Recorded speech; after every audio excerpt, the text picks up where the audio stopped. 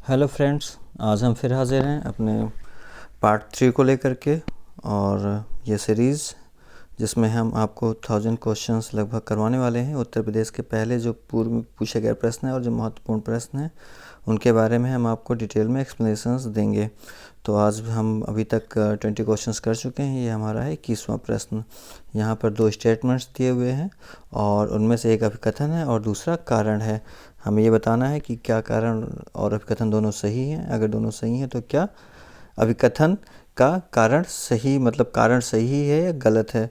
तो इसमें जो अभिकथन है वो है 73वां संविधान संशोधन भारत के स्थानीय शासन के इतिहास में एक आधार स्तंभ के रूप में माना जाता है। और इसका कारण दिया हुआ है कि इसने 73वें संविधान संशोधन ने पंचायतों के अपेक्षित संवैधानिक दर्जा प्रदान किया। तो ये दोनों ही फैक्ट सही हैं और एक का जो रीज़न है वो आर है। अगर हम 73वें संविधान संशोधन की बात करें तो 73वां संविधान संशोधन 1992 में हुआ था और 24 अप्रैल 1993 को लागू हुआ था। 1992 में ये पारित हुआ था और 1993 24 अप्रैल को ये लागू हुआ था और इसीलिए 24 अप्रैल को हम पंचायती राज दिवस मनाते हैं। इसके द्वारा संविधान में 11वीं अनुसूची जोड़ी गई थी। कौन सी अनुसूची? 11वीं अनुसूची। 11वीं अनुसूची जिसका विषय पंचायती राज है, ये संविधान में जोड़ी गई थी 73rd कॉन्स्टिट्यूशनल अमेंडमेंट के द्वारा। अब हमारा 22वां प्रश्न। यहाँ पर 2 सूचियाँ हैं। सूची 1 में जैव आरक्षित क्षेत्र है और सूची 2 में राज्य है। हमें इस सूची को मैच करना है। तो सबसे पहले अगर हम देखें तो मानस जैव आरक्षित क्षेत्र आसाम में है, सुंदरबन पश्चिम बंगाल में है और इसके बाद है नंदा देवी और पंचमढ़ी हमारा एमपी में है। नंदा देवी एक्चुअली पहले उत्तराखंड में था, लेकिन उत्तर प्रदेश का ये पूछा हुआ प्रश्न है और ये वर्ष 2022 में ही उसने पूछा है और उसमें नंदा देवी का उसने सही उत्तर प्रदेश को किया हुआ है। वैसे जो अगर हम सही उत्तर की बात करें तो वो उत्तराखंड है, ना कि उत्तर प्रदेश। और थोड़ा सा हम इन सब के बारे में जान लेते हैं। मानस आसाम में है और यूनेस्को की वर्ल्ड हेरिटेज साइट के अंतर्गत आता है। जहाँ तक बात है सुंदरबन की, तो सुंदरबन पश्चिम बंगाल में है और वर्ल्ड का सबसे बड़ा मैंग्रोव वन है। नंदा देवी भी एक विश्व धरोहर है और पंचमढ़ी ये एमपी में है अपनी, और सतपुड़ा की जो श्रेणी है उसमें है। 23वां प्रश्न। म्यांमार का पेगुयामा क्षेत्र किस खनिज का प्रमुख उत्पादक है? यहाँ 4 विकल्प दिए हैं। जो पेगुयामा क्षेत्र है ये एक वस्तुतः एक पेगुयामा क्या है? एक पर्वत है और 2 नदी घाटियाँ हैं म्यांमार में, एक इरावदी दूसरी सितांग, और इन दोनों के बीच में ये पर्वत पड़ता है। खनिज तेल इसका सही उत्तर है। खनिज तेल का ये प्रमुख उत्पादक क्षेत्र है। अगर हम बाकी विकल्पों की बात करें तो टिन भारत में कहाँ होता है? तो भारत में होता है छत्तीसगढ़ में। छत्तीसगढ़ का एकाधिकार है ऑलमोस्ट टिन के उत्पादन में भारत में। तांबा विश्व में अगर हम बात करें तो चिली एक देश है, चिली में सर्वाधिक तांबे का प्रोडक्शन होता है। चांदी मैक्सिको में होती है।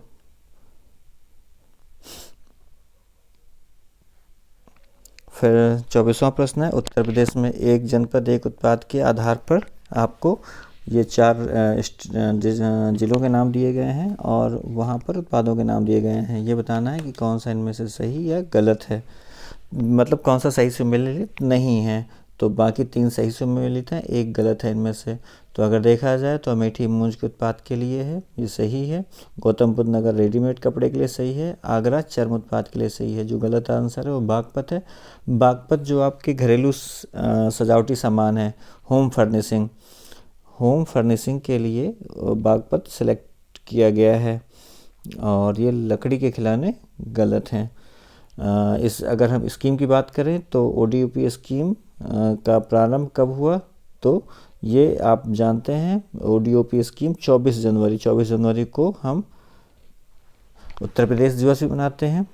24 जनवरी 2018 से इस योजना का प्रारंभ किया गया और इसका जो मुख्य उद्देश्य है वो है जो लघु उद्योग हैं किसी भी ज़िले में उनको बढ़ावा देना। तो हर ज़िले से एक उत्पाद को चुना गया है और उस उत्पाद के निर्यात को, उस उत्पाद के उत्पादन को ये स्टेट गवर्नमेंट उसको बढ़ावा दे रही है। अब हमारा 25वां प्रश्न, यहाँ पर 4 भवनों के नाम दिए गए हैं और उनके निर्माणकर्ता के नाम दिए गए हैं। हमें बताना है कौन सा सही है, इनमें से कौन सा गलत है। इनमें से जो है, जो सही नहीं है उसका नाम हमें बताना है, या जो गलत है उसका नाम बताना है। अगर हम देखें पहले तो एक्चुअली इसमें से हमें गलत को सिलेक्ट करना है और सही को सिलेक्ट करना है, क्योंकि सारे गलत ही दिए हुए हैं।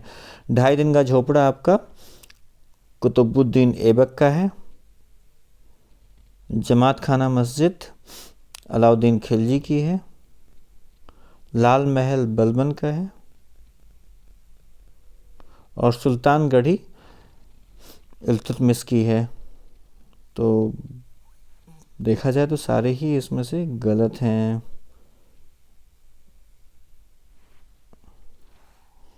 इनमें से सारे ही विकल्प गलत हैं। मैच करना रहा होगा इसका, मुझे लगता है ये क्वेश्चन जो रहा होगा वो मैच करने का रहा होगा, ये पूरी तरह से टाइप नहीं है। हम मैच कर देते हैं, मैच करने से ये आंसर सही हो जाएगा।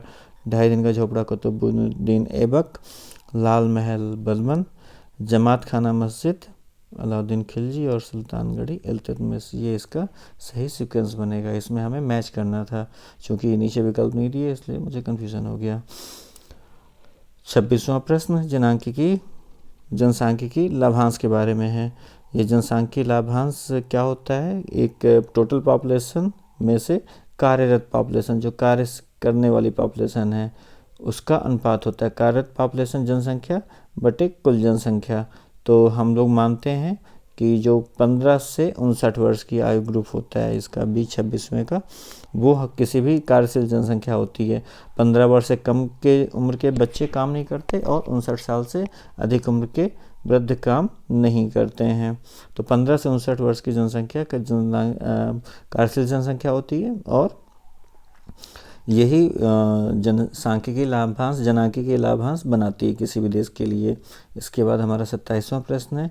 इसमें भी मुझे लगता है इसको मैच करना है यहाँ पे विकल्पों को के साथ जो है। तो दूध सागर किस नदी में है, किस राज्य में है, सॉरी, गोवा में है। और इसके बाद जो दूसरा ऑप्शन है हमारा बरकाना है कर्नाटक में, खंडाघार है उड़ीसा में, और पलानी है हिमाचल प्रदेश में। अगर हम इसमें से नदियों की बात करें तो दूध सागर मांडवी नदी में है। मांडवी बहुत मतलब महत्वपूर्ण नदी है गोवा की। मांडवी नदी में है, लिखने में प्रॉब्लम हो रही। और बरकाना जो जलप्रपात है वो सीता नदी में है। सीता नदी कर्नाटका में है। इसी तरह खंडाघार कोरापानी उड़ीसा में है। ये जलप्रपात और उनकी अवस्थिति थी। इसके बाद 28वां प्रश्न है, जहाँ पे हमें पंचायती राज से संबंधित 4 समितियों के नाम दिए गए हैं और उनके नियुक्ति का वर्ष दिया गया है। इनमें से सही उत्तर का चयन करना है।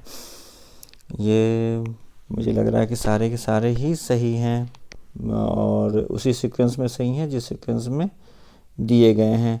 बलवंत राय मेहता 1957 में ही आया था। अशोक मेहता समिति 1970 में, ML सिंघवी 1986 में आई थी, और PK थुंगन समिति 1988 में आई थी। थोड़ा थोड़ा अगर हम इनके बारे में जानना चाहें तो बलवंत राय मेहता समिति सबसे पहली समिति थी और उसने त्रिस्तरीय पंचायती राज की अवधारणा सामने रखी थी।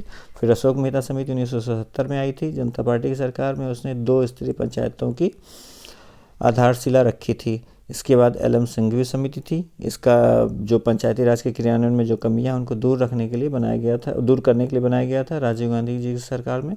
और PK थुंगन समिति, इसके द्वारा जो है संवैधानिक दर्जा दिया गया था स्थानीय निकायों को। और हमने ऊपर पढ़ा हुआ है कि 73वें संविधान संशोधन के द्वारा फिर जो पंचायती राज है उसको संवैधानिक दर्जा दिया गया। ठीक है, अगले क्वेश्चन की ओर बढ़ते हैं। इसमें 4 नगरों के नाम दिए गए हैं और ये पूछा जा रहा है कि कौन सा इनमें से सुन्नी त्रिकोण नहीं है। तो पहले हमें पता होना चाहिए कि सुन्नी त्रिकोण है क्या। वस्तुतः सुन्नी त्रिकोण इराक में है। इराक वैसे इसमें दिया हुआ है। इराक के उत्तर पश्चिम में, नॉर्थ वेस्ट में उत्तर पश्चिम भाग में एक घनी बस्ती वाला क्षेत्र है जहाँ पर बहुत अधिक मात्रा में अधिकतम जनसंख्या सुन्नी है। तो इसमें 3 नगर हैं, बगदाद, तिक्रित और रमादी। ये तीनों सुन्नी त्रिकोण में आते हैं, जबकि बसरा इराक का एक बंदरगाह नगर है। तो जो भाग नहीं है सुन्नी त्रिकोण का वो बसरा है। 30वां प्रश्न, जिसमें योजना कार्यक्रम और उसके प्रारंभ का वर्ष पूछा जा रहा है और इसको भी हमें मैच करना है। तो सबसे पहले राष्ट्रीय ग्रामीण स्वास्थ्य मिशन की बात करते हैं। राष्ट्रीय ग्रामीण स्वास्थ्य मिशन कब से प्रारंभ हुआ? तो ये वर्ष 2005 में प्रारंभ हुआ था। इसके द्वारा ग्रामीण क्षेत्रों में मूलभूत स्वास्थ्य सुविधाओं को उपलब्ध कराया जाना था। फिर राष्ट्रीय सामाजिक सहायता कार्यक्रम की बात की जाए तो ये 1995 में प्रारंभ हुआ। स्वर्ण जयंती ग्राम स्वरोजगार योजना, ये ग्राम स्वराज के गाँव में स्वरोजगार उत्पन्न कराने के लिए थी, 1999 में आई। और संपूर्ण ग्रामीण रोजगार योजना 2001 में आई और इसका टारगेट भी रोजगार देना था और खाद्य सुरक्षा देना था। इस प्रकार आज हमने 21 से 30 क्वेश्चन किए। थैंक यू दोस्तों।